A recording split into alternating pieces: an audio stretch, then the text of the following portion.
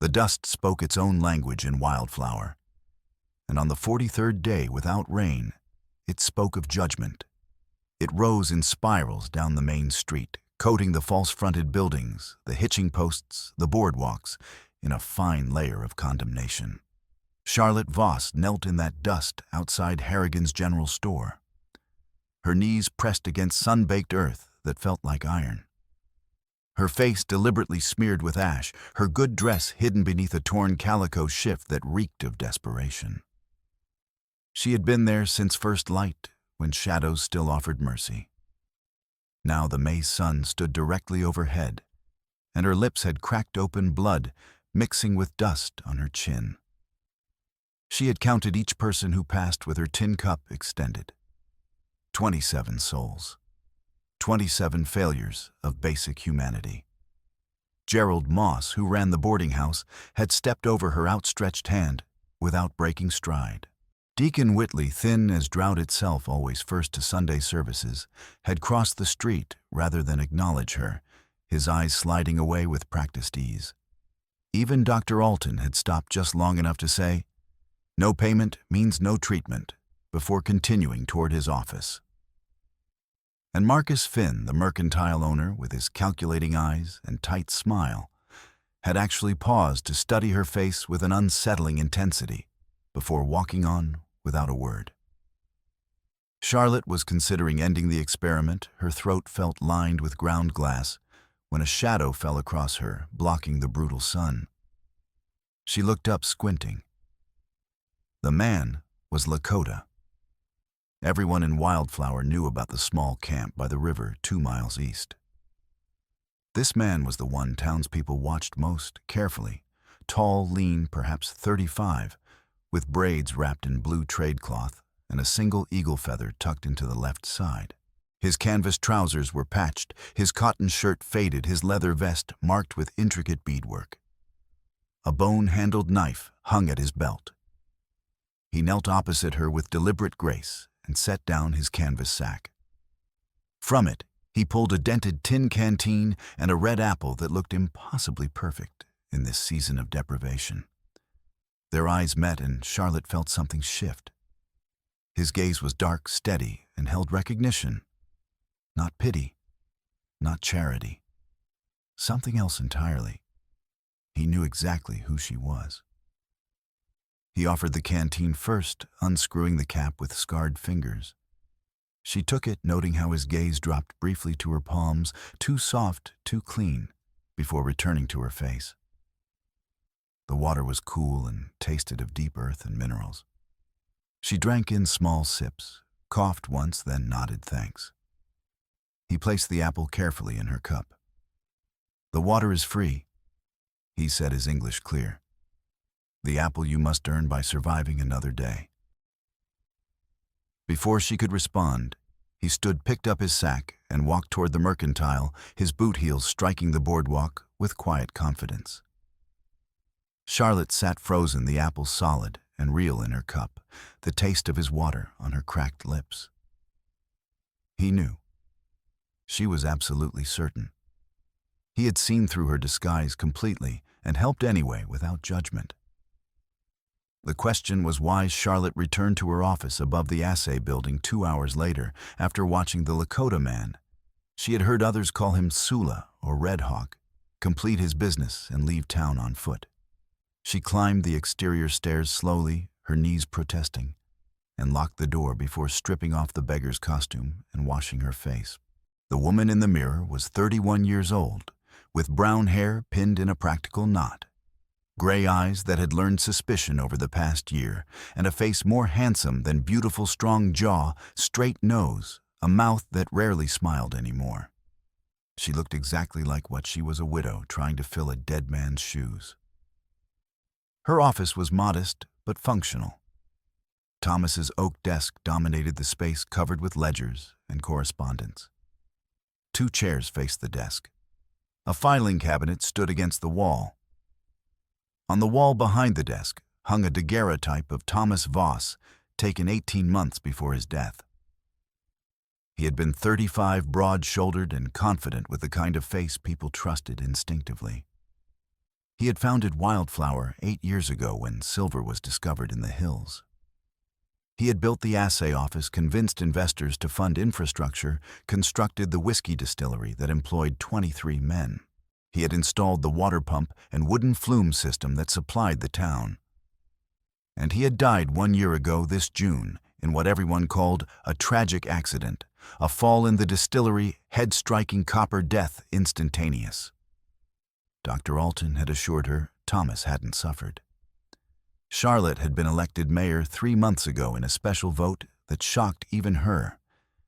The town council had nominated her to honor Thomas's legacy, though she suspected more cynical motives. Some voted from genuine respect, others because they thought a widow would be easy to control, a few because a female mayor would generate publicity. None had expected her to actually govern. She dressed in her working clothes, dark blue skirt, white shirtwaist, Thomas's old jacket, and confronted the accumulated problems consuming her tenure. First, the drought. 43 days without rain, private wells failing, the river contracted to isolated pools, miners growing desperate and dangerous. Second, the water distribution. The town's deep well fed a wooden flume to a central cistern and then divided majority to the distillery for whiskey, a smaller pipe for public use. Thomas had designed it to balance both, but drought made every drop precious. The distillery consumed massive quantities. The public pipe often ran dry by midday. Third, the town council. 5 men who met weekly and treated her attendance as optional. Silas Pike, the chairman, owned 2 brothels, a warehouse, and had recently begun buying struggling mining claims. Pike was 50-something, silver-haired, always immaculate in expensive suits. He smiled frequently and meant it never. His pale blue eyes were calculating the eyes of a man who saw people as assets or obstacles. The other members deferred to Pike Marcus Finn at the Mercantile, whose tight smile this morning had seemed almost knowing. Deacon Whitley representing the Methodist congregation, Gerald Moss running the boarding house, Dr. Alton, the town's only physician, always nervous, always glancing at Pike before speaking.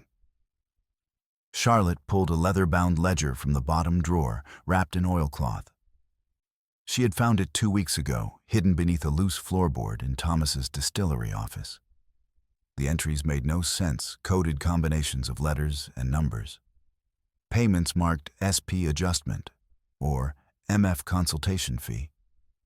Technical drawings showing pipe configurations that didn't match the town's infrastructure. Dates circled in red, including 3 days before Thomas's death. A knock interrupted her examination. "Charlotte, it's Clara." Charlotte opened the door to Clara Gray, the schoolteacher. Clara was 28, petite and precise, with blonde hair always perfectly arranged and sharp eyes that missed nothing. She taught 17 children and had been Thomas's friend before becoming Charlotte's only real ally.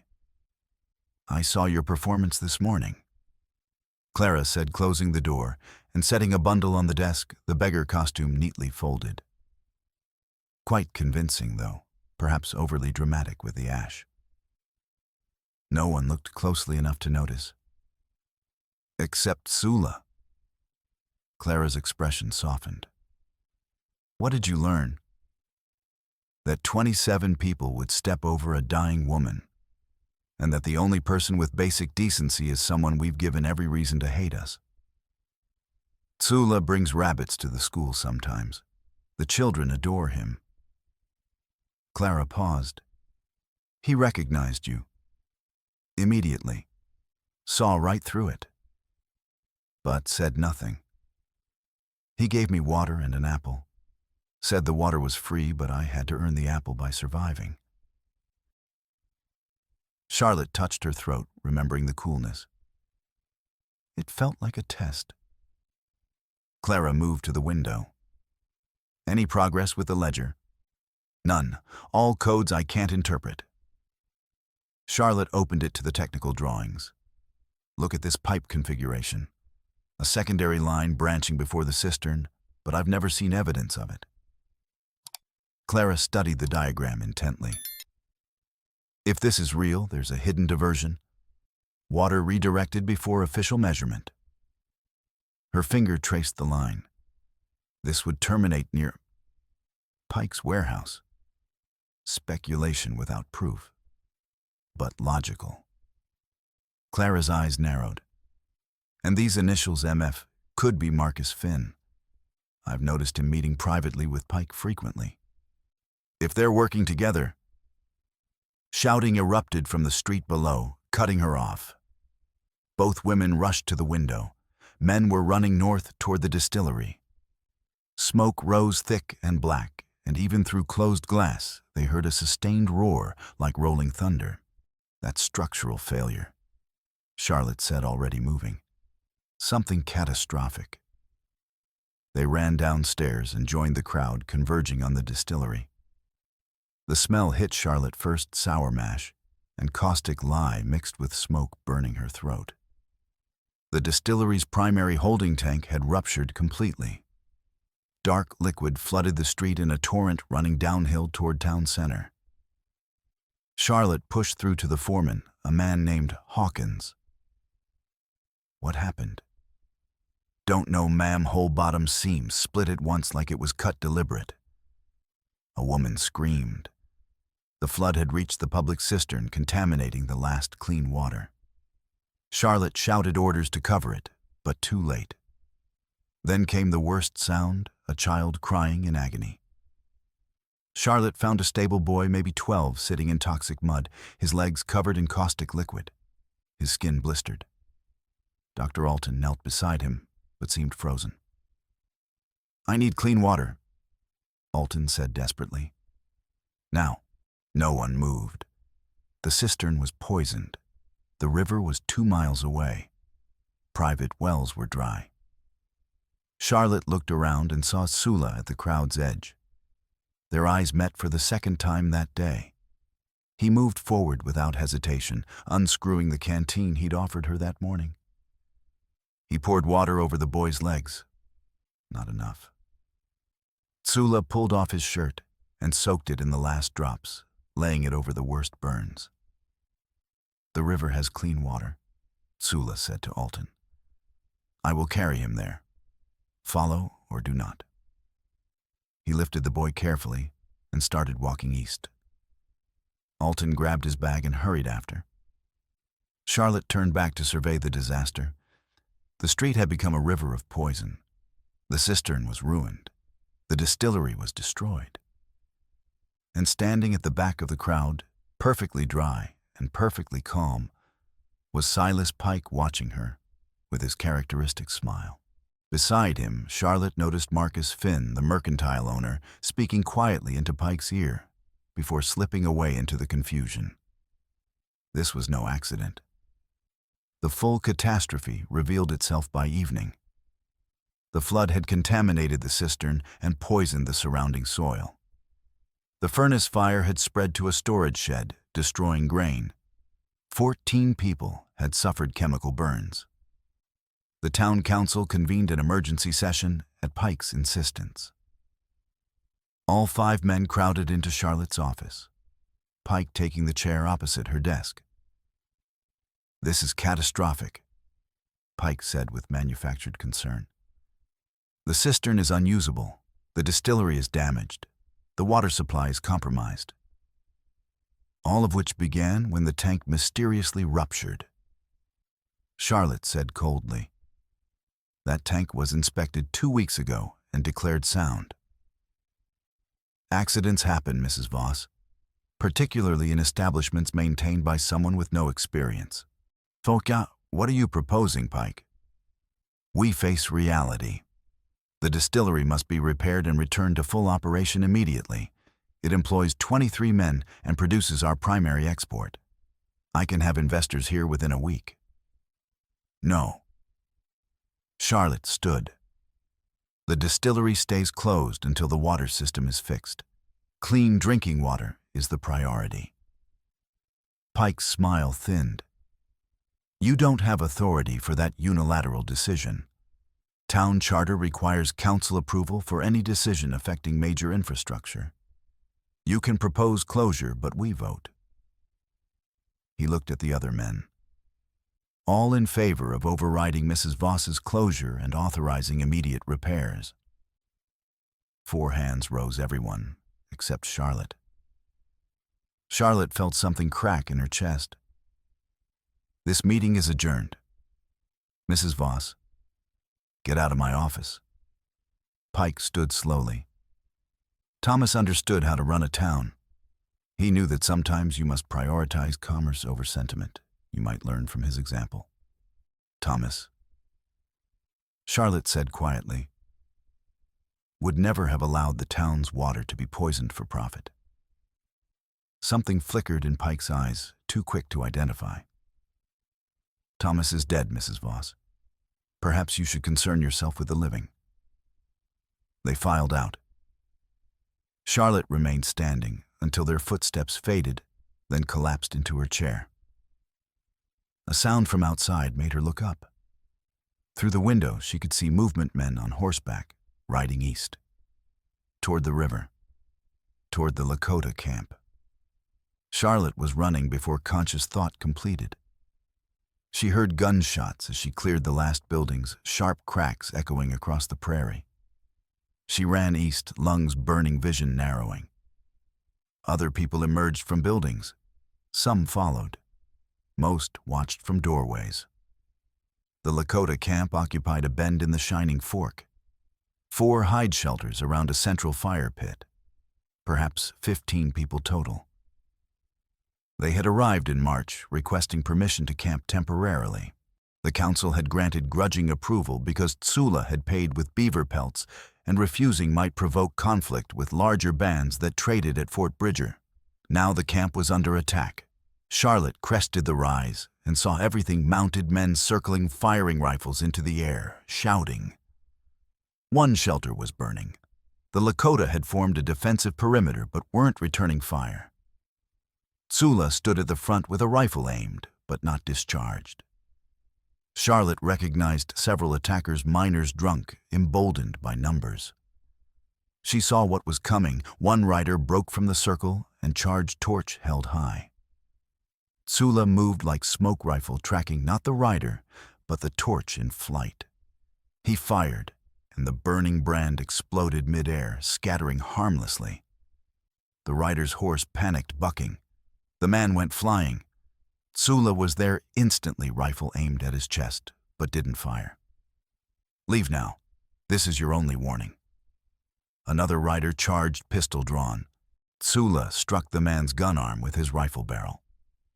The pistol discharged into the ground. Tsula reversed his rifle and struck the man across the shoulder, controlled, painful but not lethal, and shoved him from his saddle. The miners were regrouping, preparing to charge en masse. Tsula and 3 other men, plus 2 teenage boys, couldn't stop them without killing, and killing whites would bring the militia. Charlotte found herself running down the slope, shouting, "Stop! Stop immediately!" Heads turned. One miner colder who worked for Pike sneered. "Get back to town, lady. This is the mayor's concern, and you're attempting murder. We're protecting the town. That poison came from the distillery, and they're the only ones with reason to sabotage it. The Lakota have direct river access. They have no motive to contaminate water they don't use.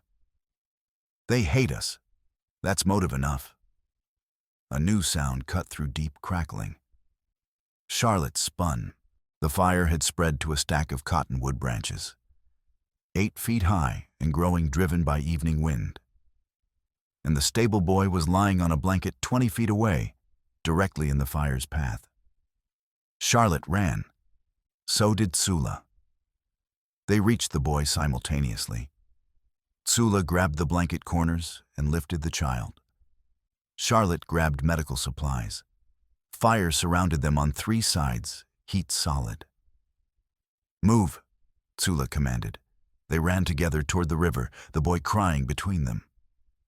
Behind them, a burning branch crashed across their previous position. They reached the riverbank and slid down to the water. Tsula set the boy carefully on a sandbar, checking bandages.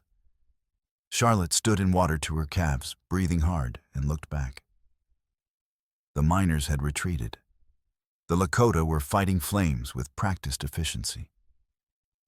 Tsula straightened and looked at her, both soaking wet, covered in ash. Blood showed on his knuckles. "Your water burns more than skin, Mayor." He said quietly, the words holding multiple meanings. Charlotte met his eyes. "I didn't know about the sabotage, but I swear I'll discover who's responsible. Your town does not want us here. My town doesn't want anyone except people making them money. That's not justice. To us, the distinction means nothing. The result is identical." He turned and waded back to help contain the fire.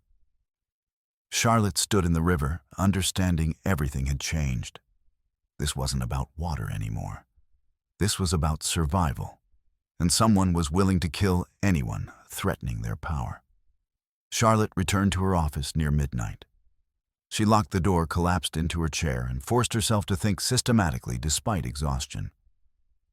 The tank rupture was deliberate, she was certain. Pike had maneuvered to override her authority within hours. The camp attack was similarly orchestrated. Coulter worked for Pike. The connection was obvious, but she lacked proof. She pulled out Thomas's ledger again, studying the technical drawings. A secondary route branching before the cistern leading toward Pike's warehouse. And those payments marked MF, Marcus Finn's initials. What was Finn's role in this conspiracy? A knock startled her. "Charlotte, it's Clara, and Amos Reed." Charlotte admitted the schoolteacher and Amos Reed, a farmer who worked a homestead 3 miles west.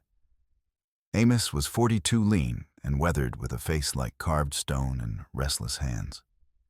His 10-year-old daughter had attended Clara's school until the drought made even that impossible.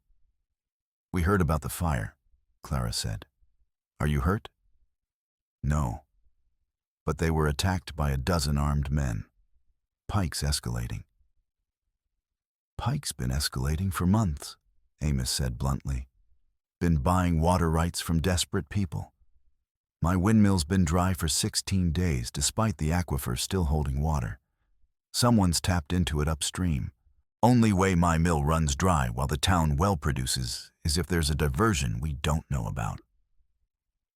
Charlotte felt her pulse accelerate. "Like this." She spread the ledger showing the pipe diagram. Amos studied it, his face darkening. "Exactly. 8-inch pipe underground. This would divert water before it reaches the cistern. Whoever controls this controls how much the town receives." Clara leaned in. "And these payments, MF, Marcus Finn." "That's what I suspect," Charlotte said. "Finn's been acting strangely. This morning during my Beggar test, he studied my face with unusual intensity, almost like he was trying to confirm something. And I've seen him meeting privately with Pike." "Finn handles most supply contracts for the town," Amos said.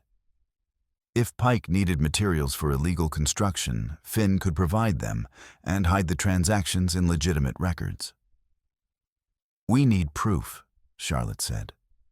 "Not just drawings, but the actual pipe testimony documentation. And we need to move quickly," Clara added. "Pike won't wait for us to build a case. He'll move against you next."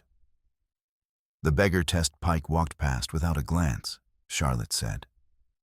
But Tsula stopped. "Why, Tsula's been observing this town for months," Amos said quietly. "Lakota aren't fools. He probably knows more about local politics than half the council. Then he might have seen something useful." Charlotte stood. "I need to talk to him." "Tonight?" Clara looked concerned. "Especially tonight. I'll bring medical supplies as apology. That gives me legitimate reason to visit." "I'll come," Amos said. "They know me from grain trades. Less threatening than you alone." "I'll stay and work on these codes," Clara said, pulling the ledger toward her. Charlotte gathered medical supplies and met Amos outside with 2 horses. They rode east under a nearly full moon. The camp was quiet but on high alert. Sentries watched from shadows. The burned shelter had been cleared. The others showed hasty repairs. Tsula emerged as they dismounted. He'd changed clothes, but blood still showed on his knuckles. "Why are you here, Mayor?" "Medical supplies. For your people and the boy, if he's still here." "Doctor took the boy back 3 hours ago, said he would survive." Tsula's gaze moved to Amos. "Read." "Tsula, this situation is wrong. Not everyone supports it. Your words do not prevent attacks." "No," Charlotte said, "but actions might. May I ask you something? This morning you knew who I was, didn't you?" "Yes." "How?" "I observe carefully. It keeps me alive. Your hands are not a beggar's hands. You wear your husband's jacket, I've seen this. You smell of ink and paper. I remember details. What else have you observed?" Tsula studied her, then gestured toward the fire pit. "Sit. This requires more than standing." They settled around the small fire. An older woman, Winona Tsula introduced her, brought bitter tea. Tsula dismissed sentries out of earshot. "I have watched Wildflower since last December," Tsula said. "I saw your husband twice in winter. He was fair generous. The last time I saw him alive was 4 days before his death. He was arguing with Pike behind the distillery near the large tank that failed today. Pike was pointing at the ground, at pipes beneath. Your husband was refusing something. The anger was clear." Charlotte leaned forward. "Did you see them again?" "No. 4 days later, I heard about the death. Everyone said accident. I do not believe in convenient accidents." Charlotte showed him the pipe diagram. "Have you seen evidence of hidden pipes?" Tsula examined it with surprising understanding. "I have seen disturbed ground along this route." He marked 3 locations. Here, here, and here. The earth is different, settled but not natural. I noticed because it's useful to know where ground might be unstable." Amos and Charlotte exchanged significant looks. "That's evidence," Amos said. "Then find more quickly," Tsula said, handing back the diagram. "My people cannot stay much longer. Attacks will continue. Next time someone dies. We have perhaps 2 weeks before we must move north." "Where will you go?" "Wherever we're allowed temporarily before being pushed again."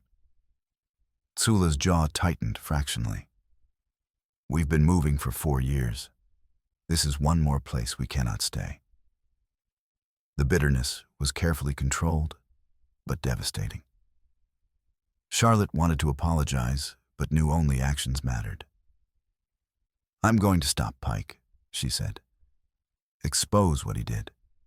Not for politics, for justice and survival." "Why tell me this?" "Because you're the only person who showed decency when I tested for it. Because you saved that boy. Because I need help from people I can trust, and I don't trust the council." Tsula was silent. Finally, "What help do you need? Information, observation, possibly testimony. I can't promise safety, only that I'll do everything possible to make this right." "Promises are air." "I know. But they're what I have." Tsula looked at Amos, who nodded, then back to Charlotte. "I will help. Not because I trust promises, but because I trust you are angry enough to be dangerous to Pike. And the enemy of my enemy is useful. What do you need first? Watch the distillery at night. Document visitors, especially Pike or Finn. When repairs begin, Pike will need to access that hidden pipe. If we can catch him, I will watch." As they prepared to leave, Winona pressed a small leather pouch into Charlotte's hand.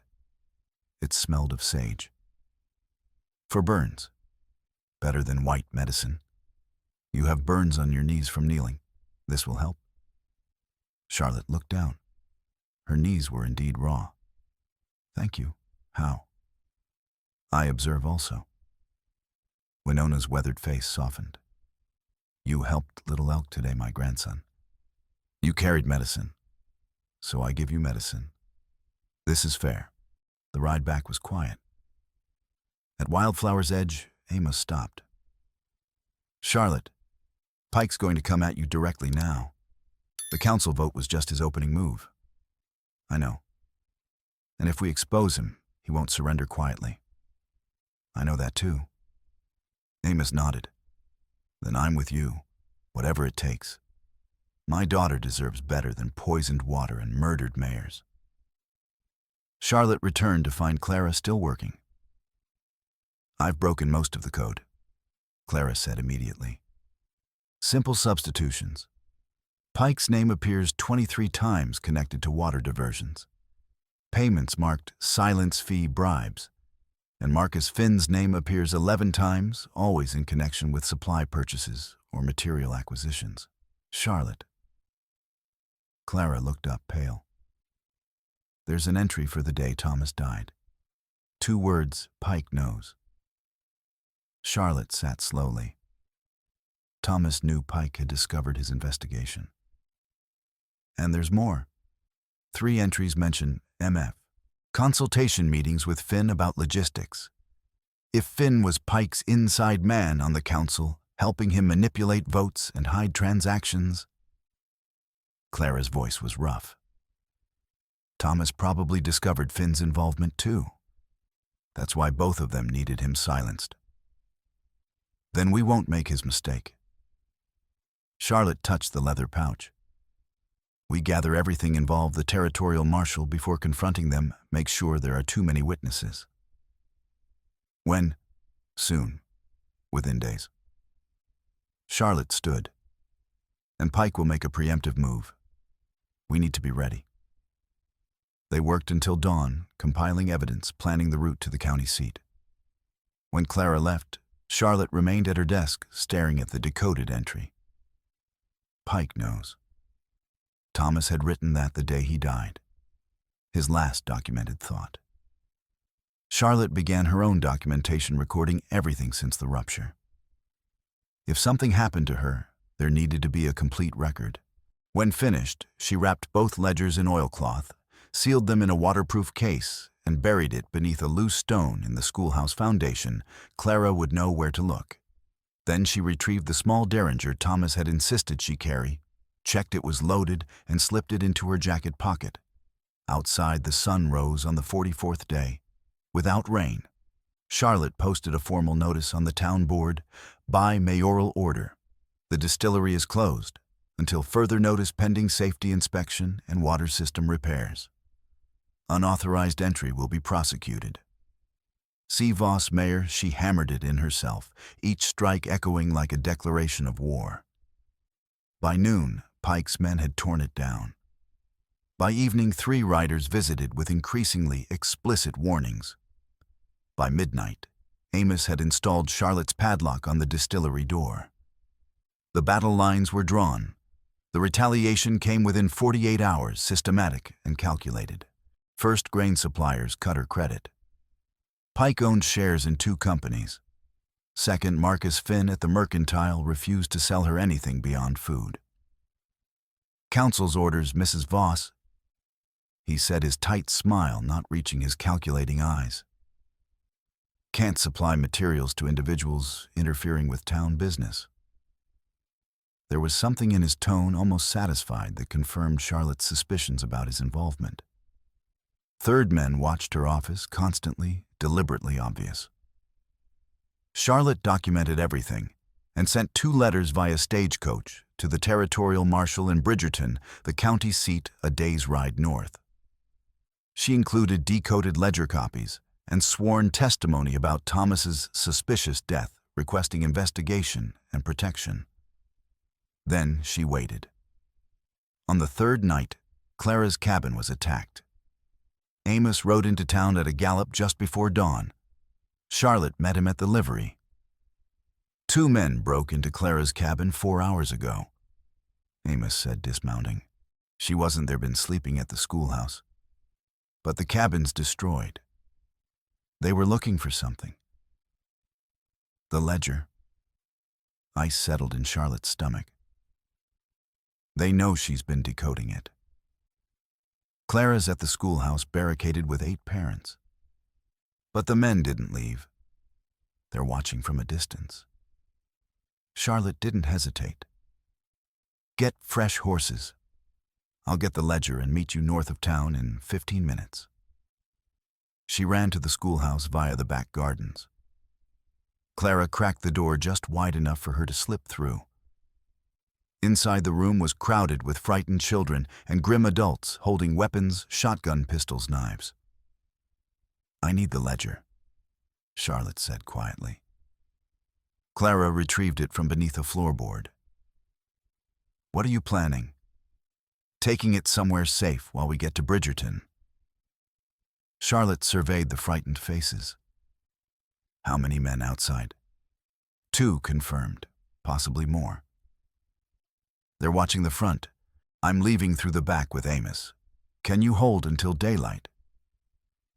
We don't have much choice. Charlotte squeezed Clara's hand.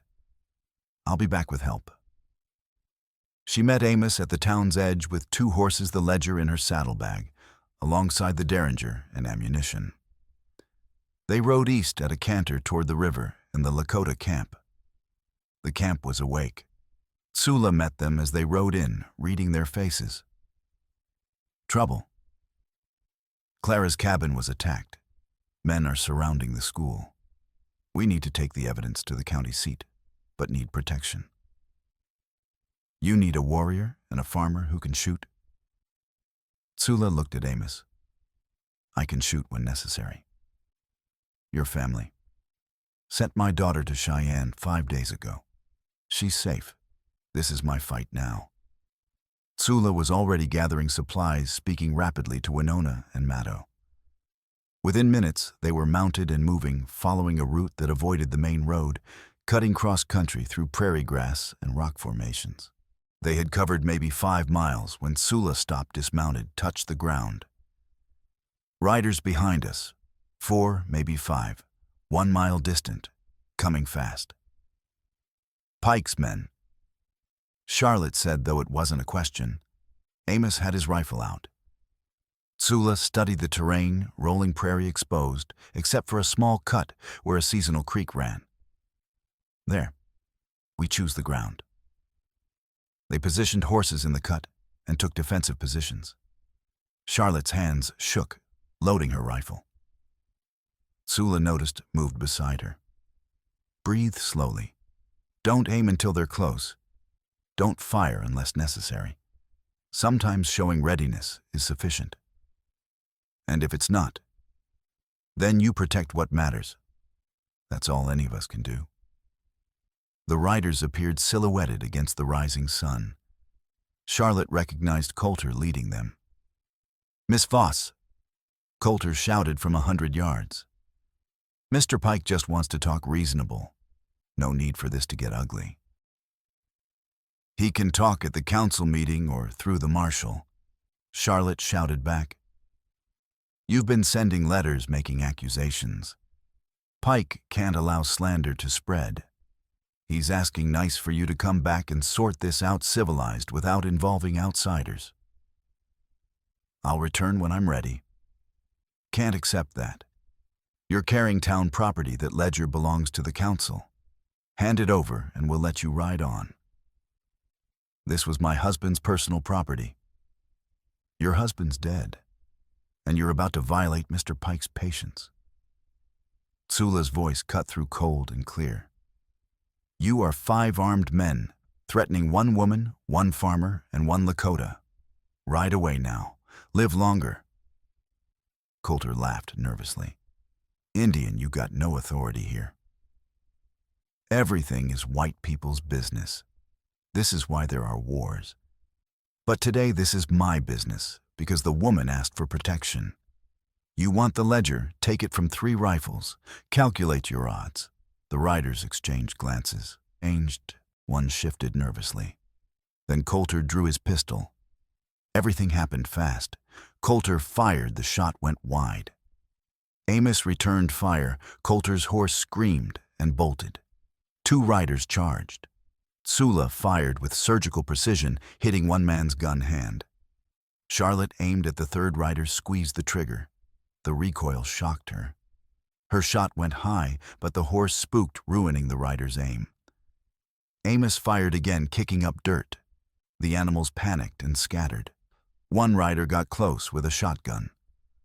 Tsula moved like lightning, hooking his rifle under it, yanking upward as it discharged into the sky.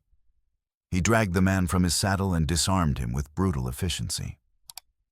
The remaining riders fled. Coulter tried to catch a panicked horse and failed, ending up on foot. Tsula walked toward him, rifle aimed. "You were warned." Coulter raised his hands, pale. "Just following orders." "Whose orders?" "Pike's. He wants that ledger destroyed. He's paying good money." "He's paying for murder," Charlotte said, moving beside Tsula. Her body was shaking, adrenaline crashing. "That ledger proves he killed my husband." "I didn't know about murder. Just told to retrieve property." "By attacking a school teacher at night, surrounding children." Charlotte's voice cracked. "How much did he pay you to threaten children?" Coulter's face flushed. "I got family to feed." "Then feed them honestly," Amos said. "You tell Pike we're going to the marshal. The ledger's safe, and there's no stopping this now. And if he sends anyone else, we won't aim to wound.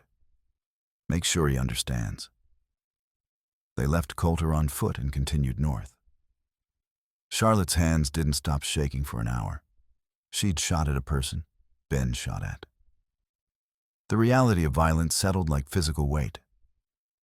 Tsula rode beside her, matching her pace. "You did well." "I vomited after." "That is also well. It means you're not a killer, only desperate. There's honor in that." They rode in silence. Then Charlotte asked, "Why did you help, really?" "Because your problems become everyone's problems. If Pike's not stopped, he'll take more and more water, more land. He'll push us farther. Men like Pike always expand until someone stops them." Tsula glanced at her. "And because you asked instead of demanding. You acknowledged I could refuse. That's rare. I'm sorry for everything my people have done to yours. Sorry doesn't rebuild villages or bring back the dead, but it's better than lies." He paused. "Your husband was not like most whites. He treated us as people. When he died, we knew the town would become worse. We were right. If I can stop Pike, will your people be safe? We'll never be truly safe, but perhaps less actively hunted. That's the best we can hope for now." They stopped at midday to rest horses sitting in shade of a rock formation, sharing dried meat and bread Clara had packed. Charlotte noticed Tsula constantly scanning the horizon. "Will they send more men?" "Yes, but not until they know which route we took. We have time if we keep moving." "How much time?" "Enough if we're smart." Amos dozed. Charlotte tried to rest but couldn't. Her mind circled back to the violence, the gunfire, the terrible reality. "We should move," Tsula said, standing. "Afternoon heat will slow pursuit. We can cover ground while they struggle." They rode until sunset, then made a cold camp in a dry arroyo, no fire. They shared remaining food and organized watches. Charlotte drew second watch, sitting on the arroyo's edge with a rifle staring at impossibly bright stars. Tsula joined her halfway through. "You should rest." "Can't sleep." "Because of the shooting. Because of everything." Charlotte set the rifle aside. "A month ago, I was planning to sell the distillery and leave, escape Thomas's ghost. But then I found the ledger. You found purpose. I found anger. Same thing sometimes. Tsula sat beside her close enough she could feel his warmth. Anger can be useful, but can also burn from inside. You must be careful. Is that from experience? I've been angry since I was 14, since soldiers burned my village. Anger kept me alive, made me strong, but also made me alone. He looked at her. You're not alone. Clara Amos, my people were with you. Anger is stronger when shared.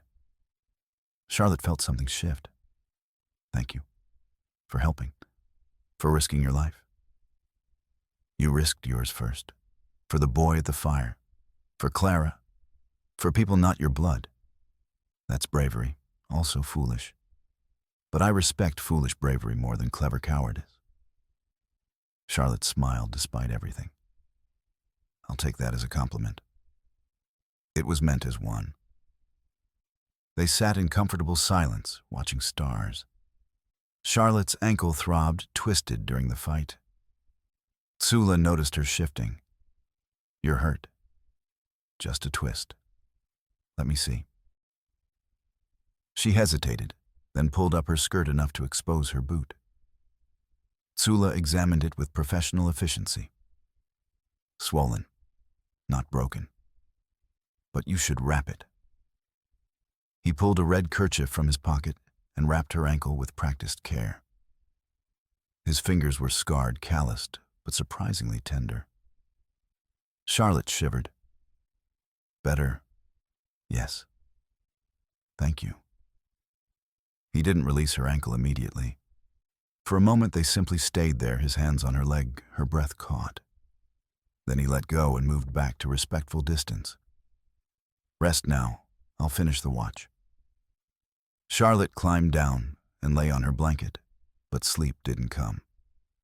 She could feel where his hands had been, could hear his voice saying she wasn't alone.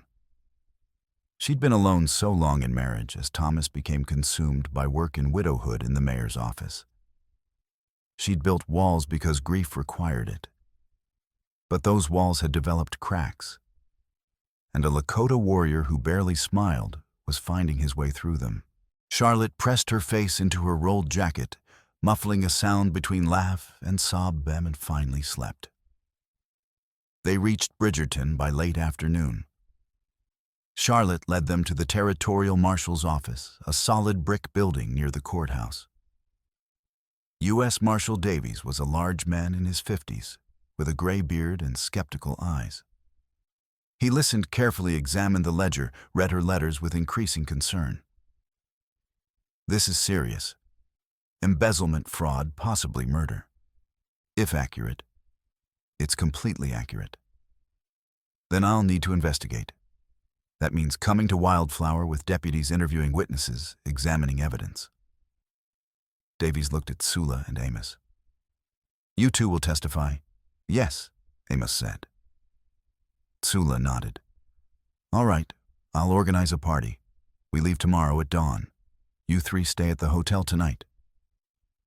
He stopped as his clerk entered looking flustered. U.S. Marshal, there's a lawyer with legal documents. Says it's urgent. Davies' expression darkened. Send him in. The man who entered wore an expensive suit and carried himself with confidence. He placed documents on Davies' desk. U.S. Marshal, I represent Mr. Silas Pike of Wildflower. I'm here to inform you that Mrs. Charlotte Voss has been declared mentally incompetent by the town council and is no longer authorized to conduct municipal business. Any accusations should be disregarded, and she should be returned immediately for medical evaluation. Charlotte felt the floor drop. That's a lie. It's a legal decision, the lawyer said smoothly. Signed by 4 council members and Dr. Alton, who attests to her erratic behavior following her husband's death. Grief-induced hysteria is common in widows thrust into positions they're unequal to managing. This is manipulation. This is law. The injunction also notes the ledger is town property illegally removed by Mrs. Voss. It must be returned immediately. Davies examined the documents carefully. These look legitimate. The council has authority to declare incompetence if supported by medical testimony. Alton is Pike's creature.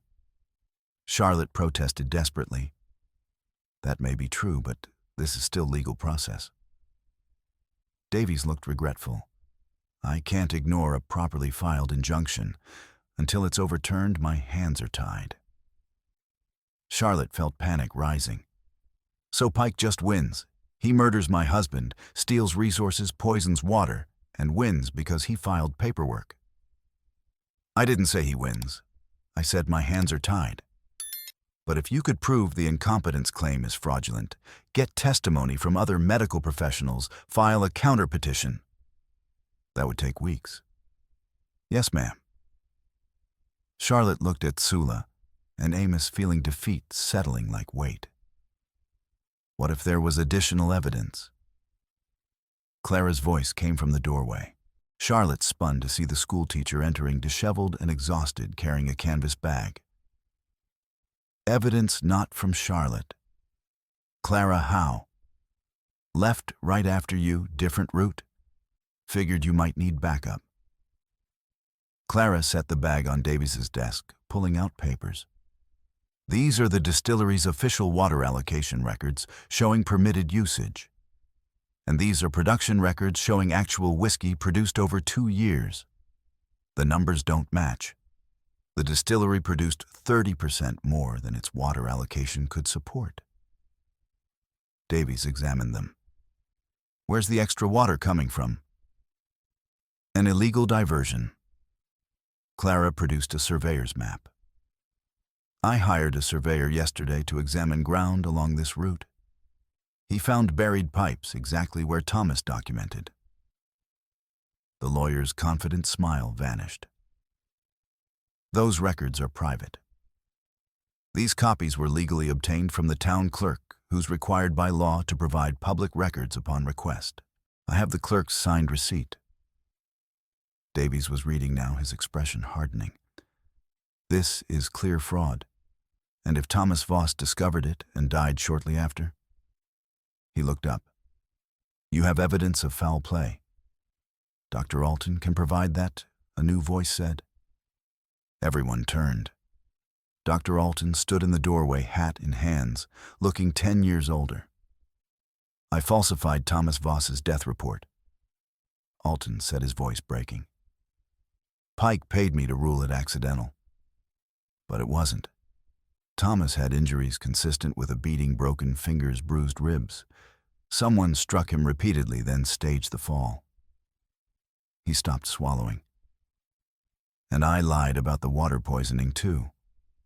Pike's warehouse had been leaking lye and other caustic chemicals into the ground near the cistern for months before the tank ruptured.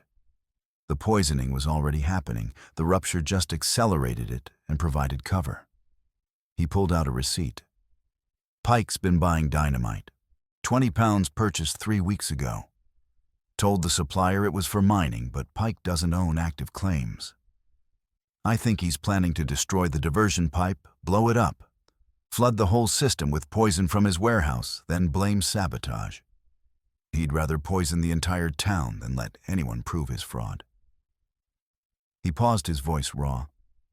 My daughter drank that poisoned water. She's gravely ill, might die. I came because I can't save her, but maybe I can stop Pike from hurting others. Silence fell. Davies stood slowly. Doctor, you're confessing to falsifying official death records and concealing murder and poisoning? Yes, sir. That's multiple felonies. I know. I'm prepared to face consequences. But I need you to stop Pike first.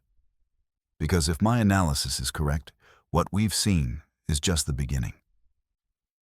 When is he planning this? I don't know. But his warehouse is next to the distillery. If he sets off dynamite there, the toxic runoff would contaminate everything downstream, the whole water supply, the river itself. Davies was already moving, strapping on his gun belt. How many deputies available? He asked the clerk. 4 in town, 2 more by nightfall. Get them all. We ride for Wildflower immediately. Davies looked at Charlotte. The injunction is suspended pending investigation. You're restored to authority provisionally. But if Alton's right and Pike's planning destruction, we might already be too late. They assembled quickly 6 deputies, plus Davies, Charlotte, Tsula, Amos, Clara, and Alton. 13 people racing against Pike's plan, riding hard with horse changes at way stations. As they rode, Charlotte processed what she'd learned. Thomas's death wasn't accidental, she'd known in her heart, but confirmation felt like reopening a wound. Pike had murdered him, bribed Alton to falsify records been stealing for years, and now he was desperate enough to commit mass murder to hide his crimes. Charlotte urged her horse faster, ignoring her twisted ankle, ignoring exhaustion. Beside her, Tsula rode with absolute focus. "Whatever happens," Charlotte said to him, "thank you for not walking away. I don't walk away from fights that matter." He glanced at her. "You matter, Mayor. Your town matters despite most people being fools." She almost laughed. "High praise. It's honest praise. That makes it higher." They reached Wildflower after full dark, the town eerily quiet. Too quiet. Davies deployed deputies, 2 to the marshal's office, 2 to the council building, 2 to Pike's residence. "The warehouse," Charlotte said urgently. That's where he'd staged destruction. Close to the distillery, close to the pipes, isolated enough to work without observation. They approached carefully, weapons ready, moving through shadows. The building was dark, but Charlotte could see faint light inside. "Smoke," Tsula said quietly. "I smell it." They were still 50 yards away when the doors burst open and men streamed out, Pike's hired men carrying torches and rolling barrels. They saw the approaching group and scattered some running others, drawing weapons. "Fire in the hole," someone shouted. Davies yelled, "Everyone back!" The explosion came seconds later, not the warehouse but the distillery ruins behind it. The rear wall blew outward in a gout of flame and smoke, the blast knocking several people off horses. Charlotte hit the ground, hard, ears ringing, vision blurred. Someone grabbed her arm, Tsula, pulling her up with impossible strength. His mouth moved, but she couldn't hear over the ringing. He pointed toward the river. The explosion had ruptured the underground pipes. Dark liquid was flooding the street in a torrent running downhill toward town center and the river. In the firelight, Charlotte could see its oily sheen, industrial poison mixing with water. If that flood reached the river, it would contaminate the only clean water source for miles. The Lakota camp, the downstream farms, everything. Tsula was already running toward the river, and Charlotte followed despite her ankle screaming. Behind them, deputies were tackling fleeing men, Davies directing efforts to contain fire. But the flood was faster, a dark wave spreading through streets. They reached the main drainage channel. Right now it carried a river of poison directly toward clean water. Tsula was dragging dead branches, trying to build a dam. Charlotte joined him, hauling branches, her dress soaking toxic water that burned her skin. Amos appeared with a wagon dumping grain barrels across the channel. The flood backed up overflowing banks. Not enough. Charlotte looked around and saw the distillery's water tower elevated tank, now empty from drought. If they could collapse it into the channel. "The tower," she pointed. Tsula understood. They ran to it. They ran to. The supports were already weakened by the explosion. Tsula began chopping with an axe someone had dropped. Charlotte found rope and started lashing it to the nearest post. Gunfire erupted. Charlotte ducked. Pike's remaining men were making a stand near the burning warehouse. One was shooting at anyone near the water system. A bullet struck the tower post inches from Tsula's head. He didn't flinch, just kept chopping. Charlotte tied off the rope and ran for horses, but they'd bolted. "We have to pull it down manually," she shouted. "Not enough force. Then we make it enough." They grabbed the rope together, bracing, pulled. The tower groaned, but held. The flood was building behind their dam, threatening to overflow and bypass them. Amos joined them, adding his strength. Clara appeared with 3 townsmen, all on the rope, pulling together. The tower's supports cracked. "Again!" Charlotte screamed. They pulled with everything they had. The tower tilted slowly at first, then faster as gravity claimed it. It crashed into the channel with thunderous impact, the huge tank breaking apart and forming a debris dam that completely blocked the flow. The poisoned flood stopped backing up into the distillery foundation and surrounding streets, but no longer moving toward the river. Charlotte collapsed to her knees, gasping. Her hands were rope-burned and bleeding. Her ankle felt broken. She'd never been so exhausted. But they'd done it. They'd stopped the poison. Sula dropped beside her, breathing hard, his shoulder bleeding where he'd torn it open. Without thinking, Charlotte reached out and pressed her hand against the wound. "Hold still," she commanded. He looked at her, and for the first time since she'd met him, he smiled. Really smiled. "You give many orders, Mayor. Someone has to." "Yes," he agreed. His hand came up to cover hers against his shoulder, and their eyes held for a long moment before the chaos pulled them back. The immediate aftermath was brutal. 3 of Pike's men were arrested at the scene, including Coulter. But Pike himself had vanished, and so had 2 of his most loyal enforcers. Davies organized a manhunt. "He'll try for the territorial line head for Wyoming, where my jurisdiction ends. We need to cut him off." "Then we cover the main routes north," Charlotte said, trying to stand and nearly falling. "You're injured and exhausted," Davies said firmly. "You're staying here. This is my town, and it will still be yours tomorrow. Tonight you rest. That's not negotiable."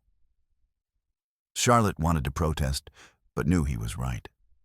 Her ankle was badly swollen, her hands blistered and bleeding. She could barely stand.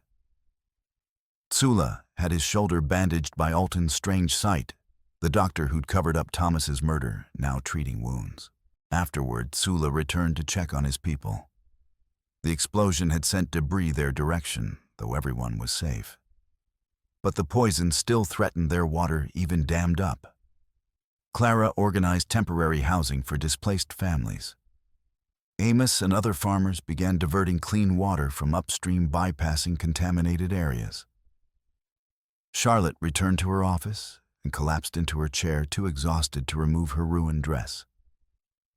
She stared at Thomas's photograph. "I'm sorry," she whispered. "I'm sorry I didn't see it sooner." But Pike hadn't escaped. Not yet. The second attack came at dawn. Charlotte had dozed at her desk when gunfire jerked her awake.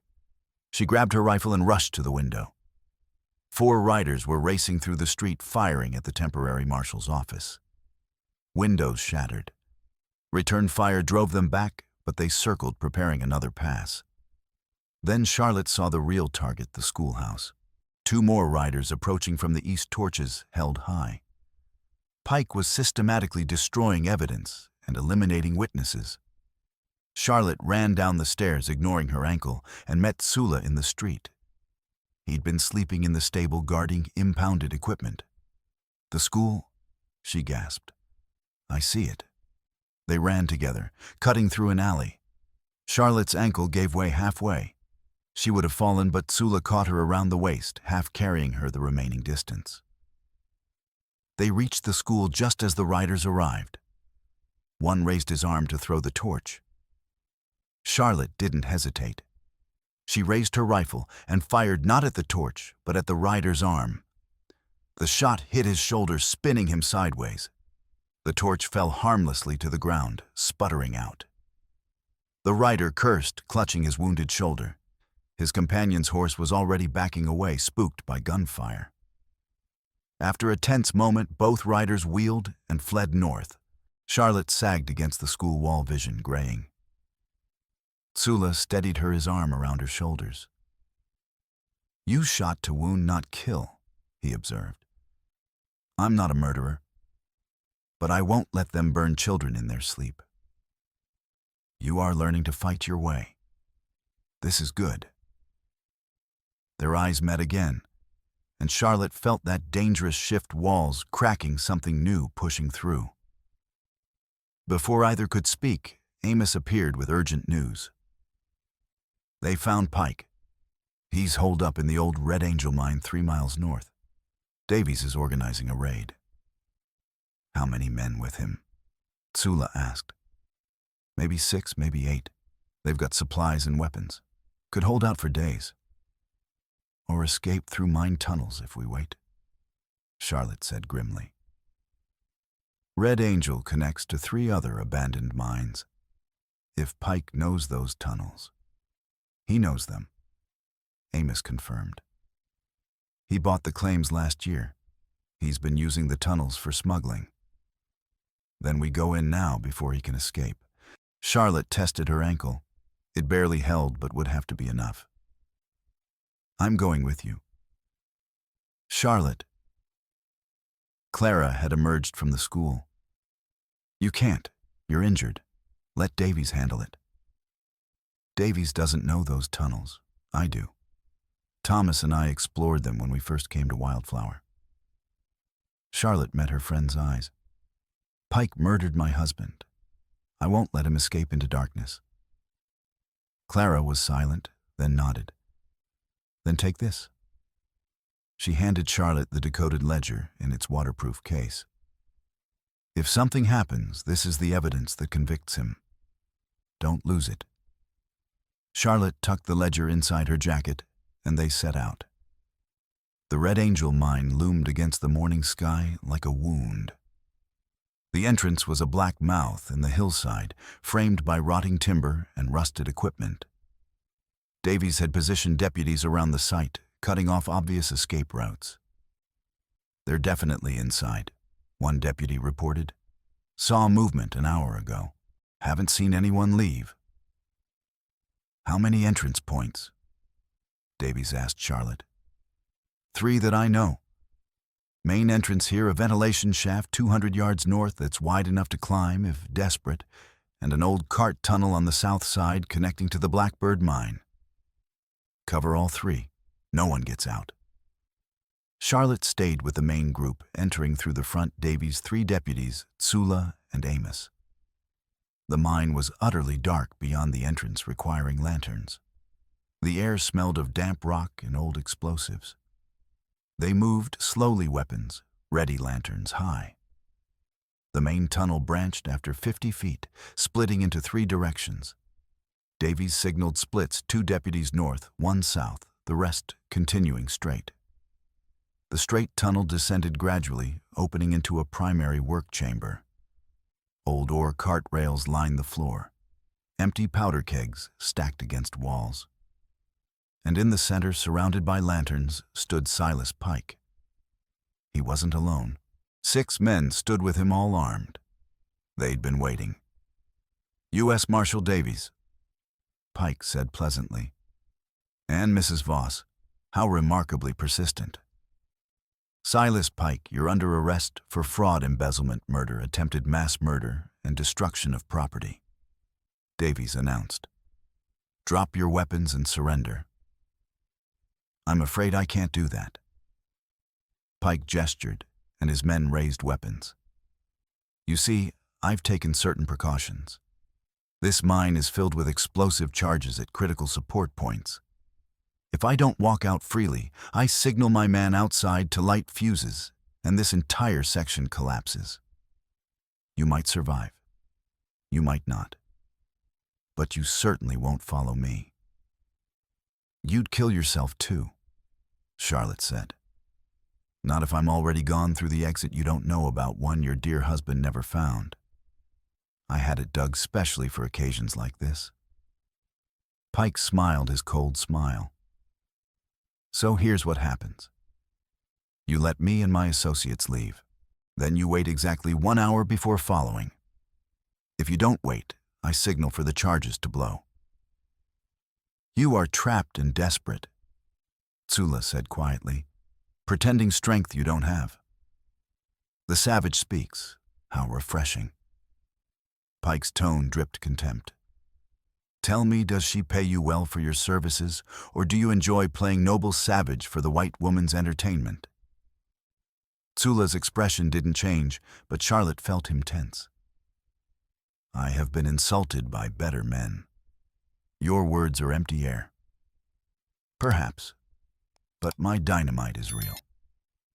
Pike gestured, and one man held up a blasting cap connected to a long fuse. You have 10 seconds. Let us pass, or everyone dies. Davies looked at Charlotte, calculating.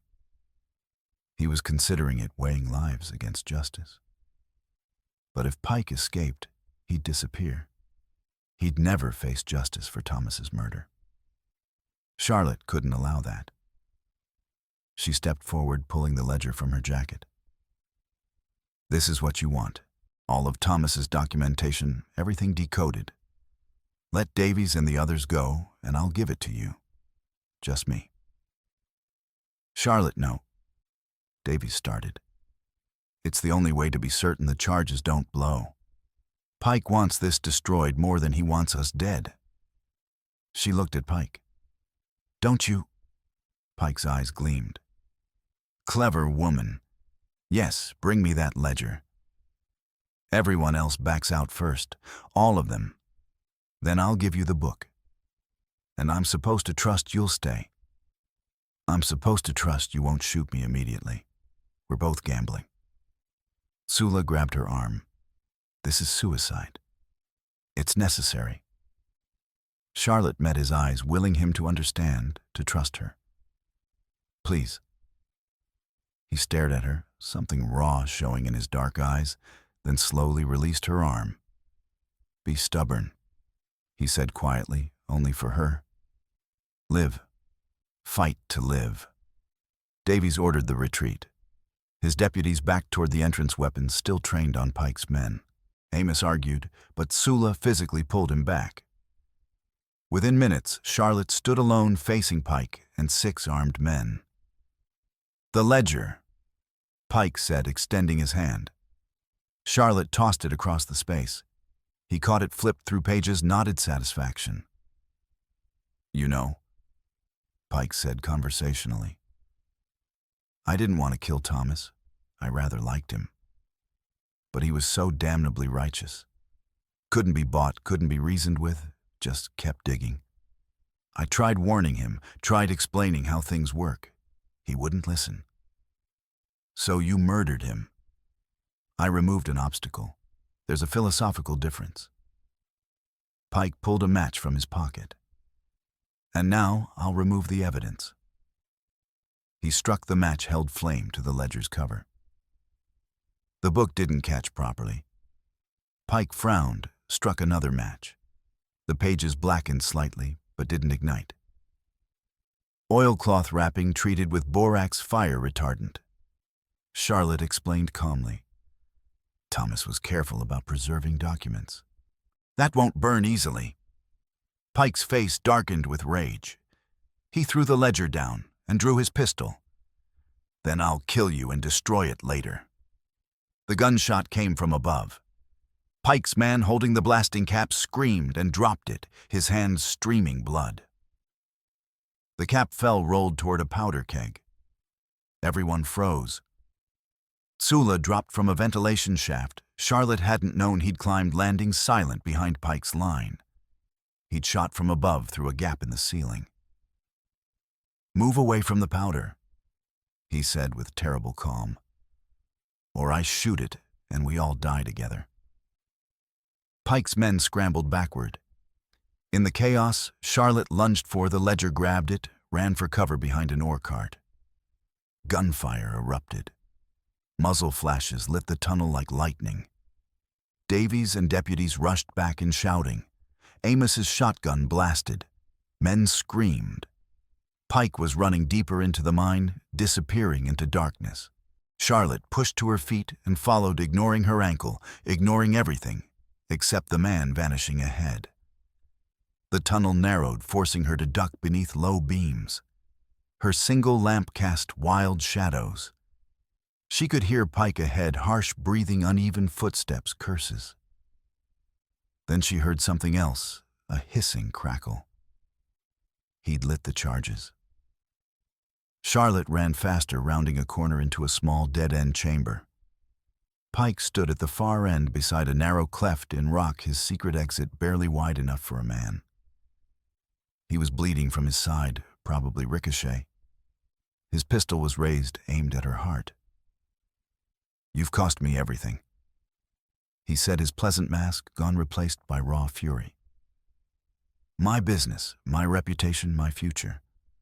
All because you couldn't leave well enough alone. You murdered Thomas. Thomas was a fool who died for nothing, just like you're about to die." He pulled the trigger. The hammer clicked on empty. He'd fired all rounds, hadn't reloaded.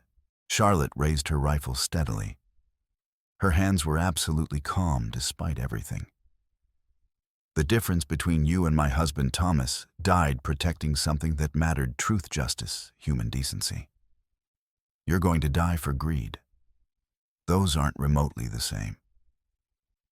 "You won't shoot me," Pike sneered, trying to recover confidence.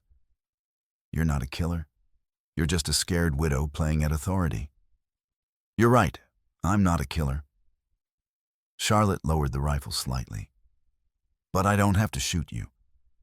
The charges you lit are about to bring this entire tunnel down. I'm leaving right now. You can try squeezing through your secret exit if you want. But I'd wager you don't have time before the blast." She turned and ran back the way she'd come. Behind her, Pike screamed something incoherent, and she heard him scrambling desperately toward the cleft. The charges blew as she reached the main chamber. The sound was catastrophic. Not one explosion, but a chain of them charges detonating in sequence. The tunnel roof cracked with sounds like the world breaking. Ancient timber beams snapped like kindling. The ground heaved. Sula appeared out of choking dust, grabbed Charlotte around the waist, and physically carried her toward the exit as the mine collapsed behind them with the roar of an angry god. They burst into daylight as a massive section of hillside caved inward, dust and debris billowing out in a gray-brown cloud. They rolled down the slope in a tangle, ending in a heap at the bottom, coughing violently and filthy beyond recognition. Davies was there immediately. "Everyone out." Sula nodded, still coughing. Amos got the last deputy out the south tunnel. Pike's men surrendered. They're in custody. And Charlotte looked back at the collapsed entrance, now sealed by tons of rock. He chose his secret exit, didn't make it in time. But as Charlotte stood there catching her breath and surveying the destruction, she noticed something that made her blood run cold. Among the captured men, she saw Marcus Finn, not as a bystander or curious observer, but being restrained by two deputies, his expensive merchant's clothes torn and dirty, his face twisted with rage. "Finn," Charlotte said, disbelieving. "You were here. You were part of this." Marcus Finn's tight smile was gone, replaced by naked hatred. "You stupid woman.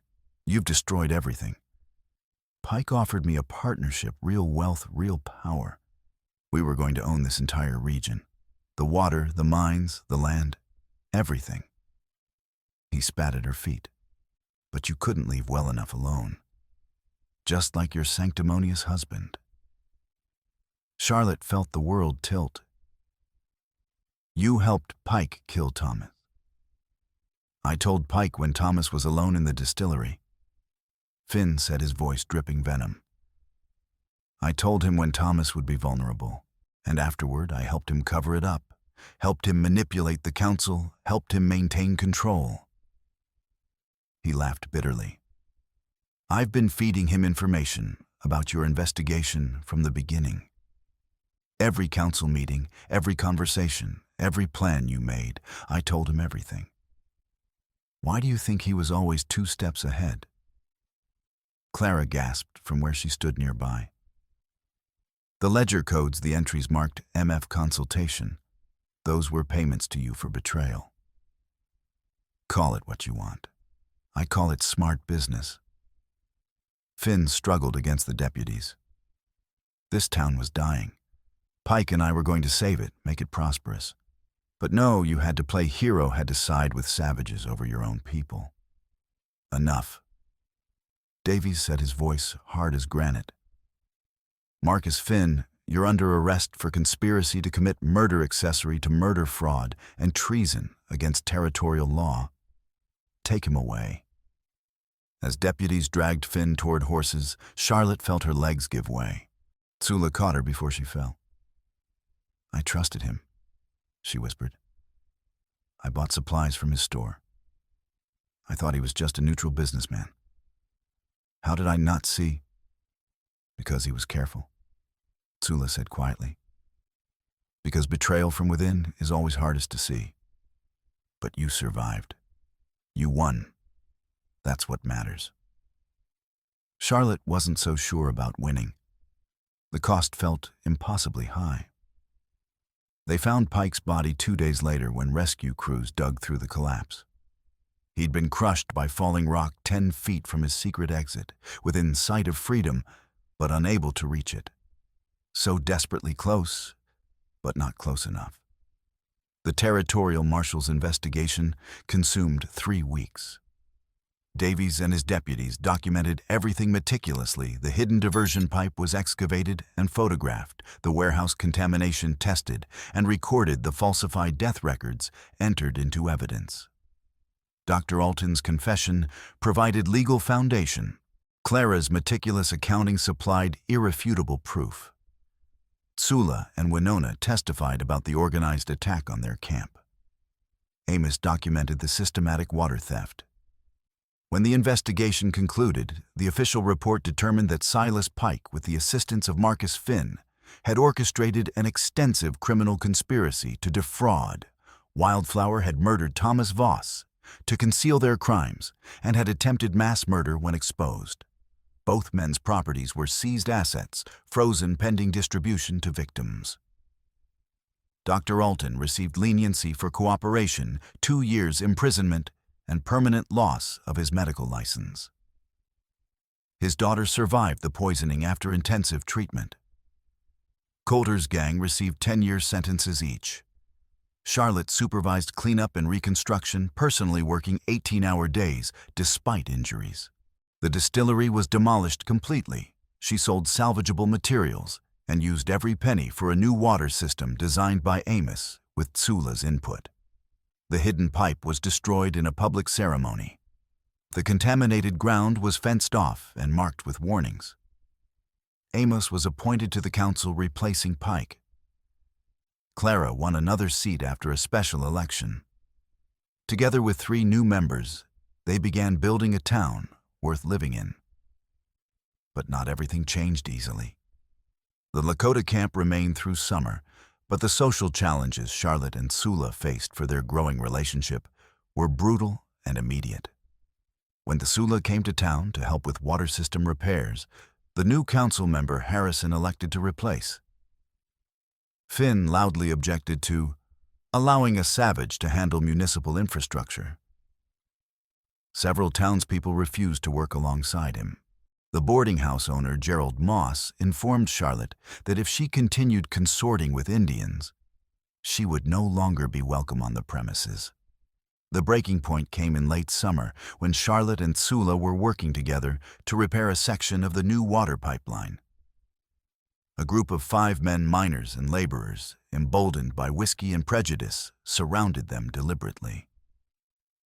"This ain't right," their leader, a man named Brennan, said loudly.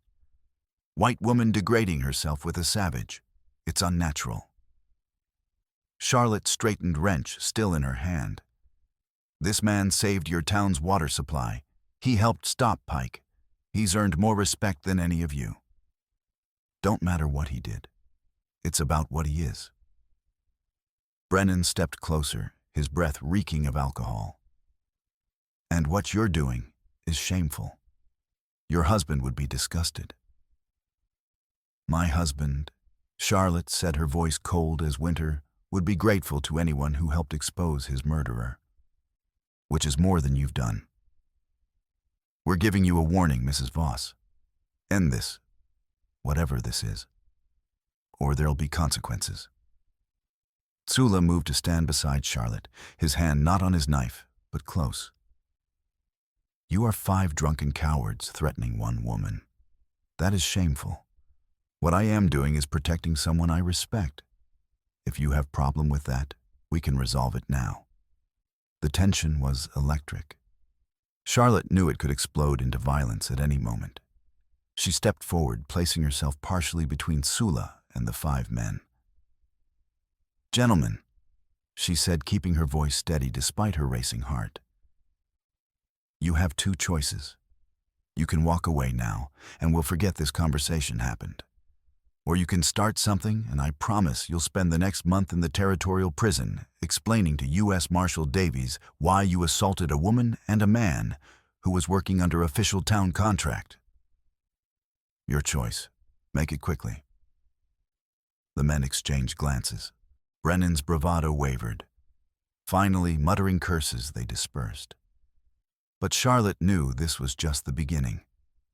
That night, Winona came to her office with grave news.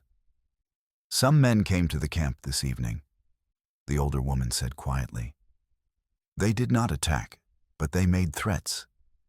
Said if Tsula continues to come to town, if he continues to see you, there will be consequences. They said we should all leave before winter, or there will be trouble we cannot survive. Charlotte felt rage and despair warring in her chest. I won't let them drive you out. I'll post guards, You cannot guard us every moment. Winona interrupted gently. And you cannot change hearts filled with hate by force. We have seen this before in many places. Sometimes the price of standing against hate is too high. That evening, Charlotte and Tsula met by the river, away from watching eyes. Maybe we should stop. Charlotte said, the words tasting like ash. Maybe the cost is too high. Your people are being threatened because of me. No, Tsula interrupted firmly. My people are being threatened because there are evil people in this world who hate what they do not understand. That is not your fault. But if we ended this, they would find another excuse to hate us. That is how hate works. Tsula took her hand. My people and I have decided to stay through winter. We will not be driven out by threats from cowards. And I will not abandon you because others disapprove. We face this together or not at all. It could get worse. Much worse. It will certainly get worse before it gets better. But some things are worth fighting for. He looked at her directly. You are worth fighting for. Charlotte felt tears burning her eyes. I don't know if I'm strong enough for this. You stopped Pike. You saved this town. You are stronger than you know. Tsula's thumb traced across her knuckles. But you do not have to be strong alone. That is what partnership means. The next day, Charlotte called a town meeting in the schoolhouse, the largest space available. Nearly 100 people crowded in the room, hot and tense. Charlotte stood at the front, refusing to sit or show weakness. I know there's been talk, she began. About Tsula, about the Lakota camp, about my relationship with him. So, let me be absolutely clear about several facts. First, Tsula and his people have broken no laws. They have permission to camp here granted by the previous council and renewed by the current one. Second, Tsula personally helped stop Silas Pike and Marcus Finn from poisoning our entire water supply. Without his assistance, many of you would be dead or dying right now. Third, my personal relationships are exactly that personal. I'm no longer mayor, so I don't answer to this town's opinions about who I spend time with. Fourth, and finally, Anyone who threatens the Lakota camp will be arrested and prosecuted. U.S. Marshal Davies has been very clear about that. Vigilante violence will not be tolerated. It ain't about violence, someone called out. It's about what's natural and proper. What's natural, Charlotte shot back, is treating people with basic human decency, regardless of their background. What's proper is keeping your word when you grant someone permission to live peacefully. And what's absolutely necessary is remembering that without Sula, your children would be drinking poisoned water right now. She paused, letting that sink in. This town has a choice. We can be a place where people are judged by their character and actions, or we can be a place where prejudice and hate dictate our decisions. I know which town Thomas wanted to build. I know which town I'm going to keep building. The question is, which town do you want to live in? The meeting ended without resolution, but Charlotte hadn't expected immediate change. Change took time and patience and constant pressure against old hatred. But slowly, painfully slowly, things began to shift. Clara started teaching Lakota children alongside white children in the school, and when some parents objected, others defended the decision. Amos hired 2 young Lakota men to help with his farm work and paid them fair wages, demonstrating their value as laborers. The new doctor treated everyone equally, refusing to participate in discrimination. And Charlotte and Sula continued their work together, refusing to hide, but also refusing to deliberately provoke. They built the water system. They taught conservation techniques. They slowly, stubbornly demonstrated that partnership across cultural lines was not only possible, but valuable. It wasn't easy. There were more threats, more confrontations, more ugly moments. But they survived them together. 3 months after Pike's death on a cold October morning, Charlotte was working in her cabin's office when Clara arrived with urgent news. "You need to see this immediately." Clara placed a dented metal box on the desk. "I was cataloging Thomas's remaining effects and found this hidden in a false bottom of his trunk. It's marked with your name." Charlotte opened it with shaking hands. Inside was a letter in Thomas's handwriting, along with a pressed violet and a small velvet pouch. The letter read, "My dearest Charlotte, if you're reading this, I am dead, and I am profoundly sorry. I should have been more careful, should have trusted you with what I discovered sooner. But I wanted to shield you from danger, and in trying to protect you, I have left you alone. Forgive me. The ledger contains technical details, but what it doesn't show is this: I plan to shut down the distillery permanently once our debt's cleared. The water it consumed was never worth the whiskey produced, not when people suffered shortages. I wanted to redirect that water to the townspeople, build a proper municipal system, make Wildflower genuinely worth living in. Pike discovered my plans the week before I wrote this. He threatened me, offered bribes, then promised violence.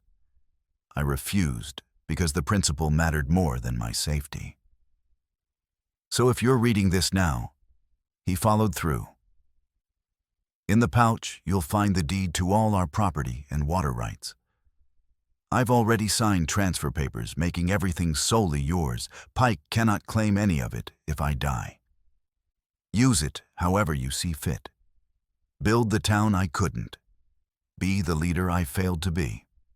And Charlotte, please don't mourn me forever. You're only 30 years old. You have time for new life, new love, new purpose.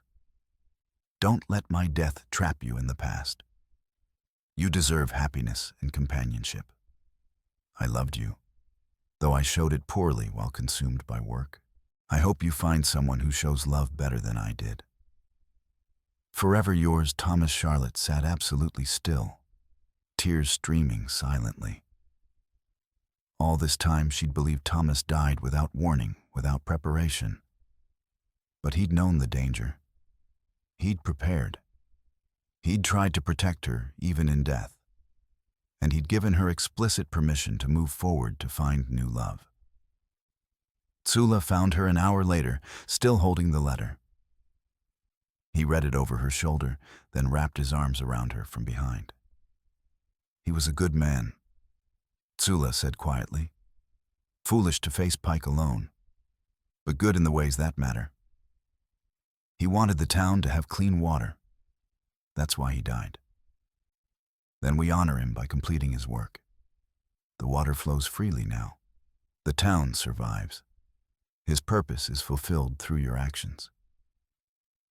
Through our actions, Charlotte corrected. I couldn't have done any of this without you. Because good work requires many hands working together. Tsula kissed the top of her head gently. Thomas chose well when he married you. I am glad he recognized your strength, even if he didn't utilize it properly. Charlotte turned in his arms, looking up at him. He said I should find new love. He gave me explicit permission. Did you need his permission to be happy? Maybe. I felt guilty sometimes being happy with you when Thomas had only been dead a year seemed wrong. Guilt is useless. Life and happiness matter. Tsula's tone was gentle but firm. You honored your husband by completing his work and exposing his murderer. Now you honor yourself by living fully. This is the right order. Charlotte kissed him, tasting salt from her own tears. I love you, she said. The words felt enormous and necessary. I know. You are extremely obvious. Tsula smiled. I love you also. All of you, including your excessive stubbornness. That evening, they gathered with Clara Amos and several dozen others at the new water system's main distribution point. Charlotte read Thomas's letter aloud, the parts about the town's future, and explained the distillery closure had been his plan all along. Thomas Voss died trying to give this town something better than whiskey and fraud, Charlotte said. The water that flows through these pipes today is his true legacy. I hope we prove worthy of it. They planted a young cottonwood sapling beside the distribution point with a simple stone marker. Thomas Voss, 1856-1886, founder of Wildflower. He gave us water to live, not whiskey to forget. May we remember his vision. As winter approached, life settled into new rhythms. The Lakota camp prepared for harsh weather, with Wildflower providing supplies in exchange for hides and labor. The town's population grew slowly as word spread about clean water and honest governance. A proper doctor from Boston arrived, a young woman who treated both white and Lakota patients equally. One cold morning in November, Charlotte woke to frost coating the cabin windows. Tsula was already up building the fire with practiced efficiency. She watched him work from the bed, feeling something settle in her chest, a sense of rightness, of being exactly where she was meant to be. What are you thinking? Tsula asked without turning around. That I'm happy. That I didn't expect to ever be genuinely happy again after Thomas died. But I am now. Good. He straightened, turning to face her. Because I have an important question to ask, and it works better if you're happy first. What question? Tsula pulled out a band woven from sweetgrass and leather, with a single turquoise bead at its center. In white tradition, I should give you a metal ring and ask you to be my wife. But I am not white, and you are not a traditional white woman. So I ask in the Lakota way, will you be my partner in all things? Will you share my fire and my work and my heart? Until one of us walks the spirit road. Charlotte's throat closed. Is that a marriage proposal? It is a life proposal. Marriage is merely a white legal word. This is deeper sacred commitment. Then yes. Absolutely yes. She held out her hand, and he tied the band around her wrist. But I should warn you, white law won't recognize any marriage between us. Legally, I'll remain a widow. White law is foolish about many things, We know the truth of our commitment. That's sufficient. They married in December during the winter solstice in a ceremony blending traditions. Clara served as witness. Winona presided speaking Lakota blessings. Amos gave Charlotte away with gruff affection. The new doctor attended, as did several dozen townspeople who had learned to respect both Charlotte and Sula despite their prejudices. It wasn't legal, it wasn't fully accepted, but it was completely real, and that was all that mattered.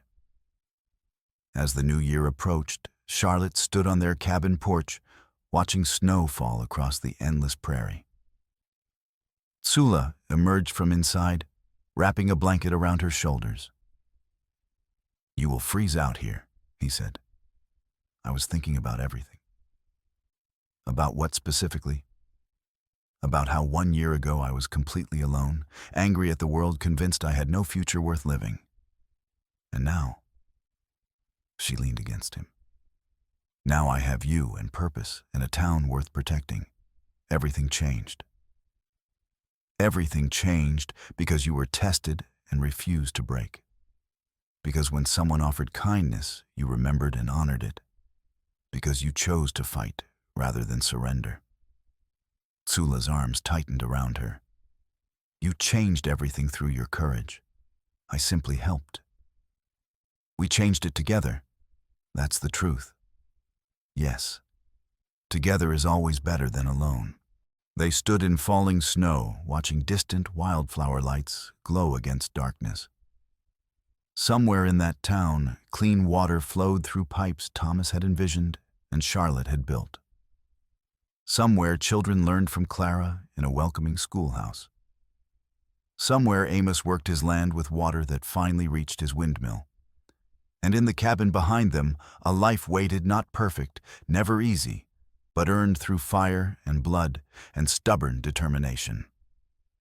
Charlotte smiled, kissed Sula's jaw gently, and led him back inside where it was warm. The story of the lady mayor who disguised herself as a beggar to test her town's compassion became local legend, told and retold until details shifted and blurred. But the core remained true. Only one person had shown her basic kindness that day, and he had been the last person the town expected.